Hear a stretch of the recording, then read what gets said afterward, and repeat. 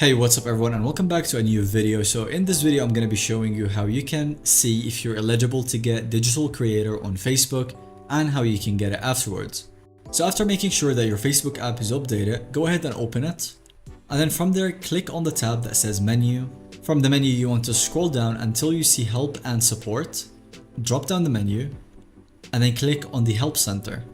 From there, you see the search bar, you want to type in digital creator and then hit go. After that, you want to scroll down a little bit until you see Access Center support from Facebook. And now you can clearly see whether your account is eligible for this feature or not. So as you can see, my account is currently not eligible for this. So you'd want to check every now and then whether your account is, if it's not already. And if it is, you will see the access option right there. And then from there, it will grant your account the digital creator tag. So that's all for today's video. Thanks so much for watching. If you enjoyed this video, don't forget to leave a like and subscribe for future videos.